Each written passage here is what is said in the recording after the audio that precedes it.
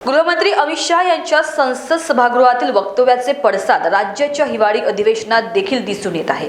यावरून महाविकास आघाडीच्या आमदारांनी नागपुरात संविधान चौक ते विधान भवनापर्यंत निषेध रॅली काढली आहे। यावेळी महाविकास आघाडीच्या आमदारांनी या वक्तव्याचा निषेधार्थ निळ्या रंगाच्या गांधी टोपी आणि गळ्यात निळ्या रंगाचे स्कार्फ परिधान करत गृहमंत्री अमित शाह यांच्या वक्तव्याचा निषेध केलाय। यावेळी मवियाचे आमदार उपस्थित होते, पण तत्पूर्वी त्यांनी विधानसभेत प्रसारमाध्यमांशी संवाद साधत अमित शहाच्या वक्तव्याचा निषेध व्यक्त केला आहे।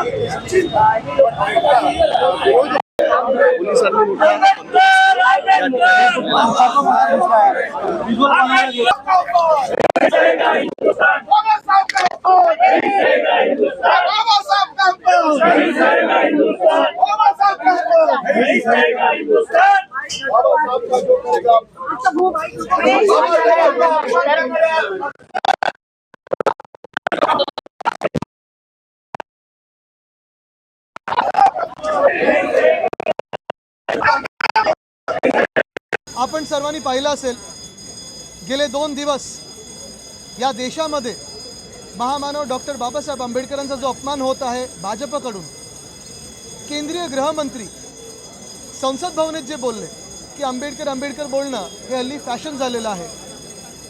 खरं तर काही लोकांना वाटत असेल की हा फक्त महामानव डॉक्टर बाबासाहेब आंबेडकरांचा अपमान झालेला आहे। खऱ्या अर्थाने हा देशाचा अपमान झालेला आहे, या देशाच्या संविधानाचा अपमान झालेला आहे आणि त्याचमुळे या देशाच्या प्रत्येक नागरिकाचा अपमान झालेला आहे।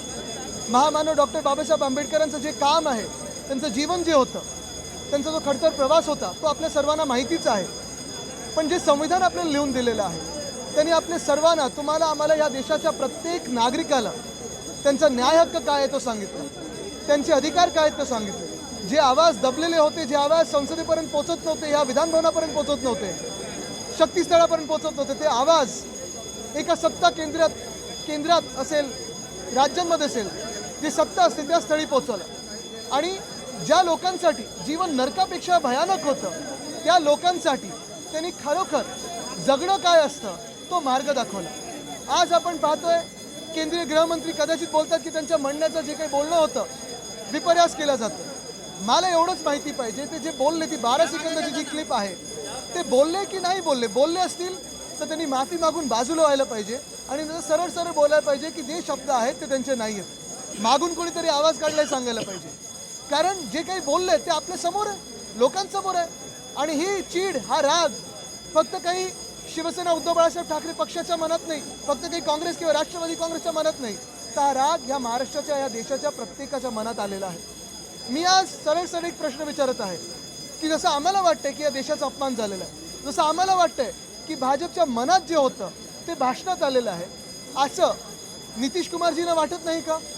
असं चंद्रबाबूजींना वाटत नाही का? असं रामदास आठवलेजींना वाटत नाही का?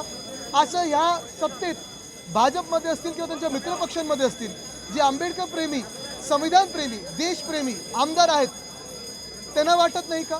जर त्यांना वाटत असेल तर त्यांनी देखील आमच्यासोबत सामील व्हायला पाहिजे आणि रस्त्यावर उतरून आंदोलन केलं पाहिजे। आज हा देश पाहत आहे की भाजपच्या मनात जे विष आहे, संविधानाबद्दल असेल, आपल्या न्याय हक्काबद्दल असेल, या देशाबद्दल असेल, ते जे गृहमंत्र्यांच्या भाषणातून बाहेर आलं, भाजप याच्यावर काही भूमिका घेणार आहे की नाही हे देश बघत आहे। हे आधी पण सांगितलेलं आहे, तो आमदार काँग्रेसचा असो किंवा भाजपचा असो, मुख्य गोष्ट ही आहे, खरं तर वाद कुठच्याही पक्षात नसायला पाहिजे, पण जे काही दोन्ही सरकार, मग वारंवार भाजपचं सरकार असेल किंवा काँग्रेसचं सरकार असेल, तिकडचं कर्नाटकाचं, बेळगावमध्ये मराठी माणसावर जो अन्याय करत आहे त्याच्या विरोधात आम्ही बोलत राहणार आणि आमची ही मागणी ठामपणे आहे की बेळगावला केंद्रशासित करणं गरजेचं आहेच।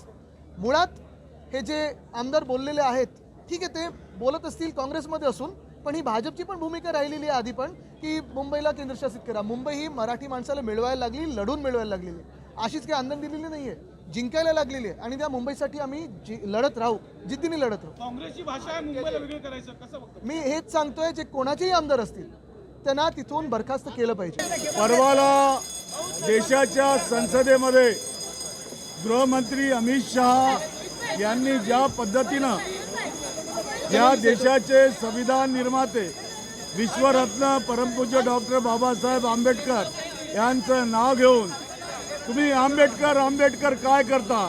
जर वारंवार तुम्ही अशा पद्धतीचं जे नाव घेता त्यापेक्षा तुम्ही देवाचं नाव जर घेतलं तर तुम्हाला स्वर्ग मिळेल. मला या ठिकाणी अमित शहाजींना प्रश्न विचारायचा आहे. तुम्ही वारंवार मोदींचं नाव घेता, मग तुम्हाला मोदींचा स्वर्ग मिळाला काय त्या ठिकाणी? बाबासाहेब आंबेडकर हे कधी ईश्वराला किंवा देवाला मानत नव्हते, ते माणुसकीला मानत होते आणि त्यांनी संविधानाच्या माध्यमातून या देशाला माणुसकी दिलेली आहे. या देशाला समानतेचा, बंधुभावाचा, स्वातंत्र्याचा संदेश दिला आहे. ती आमची अस्मिता आहे आणि तीच आमची या ठिकाणी संपत्ती आहे.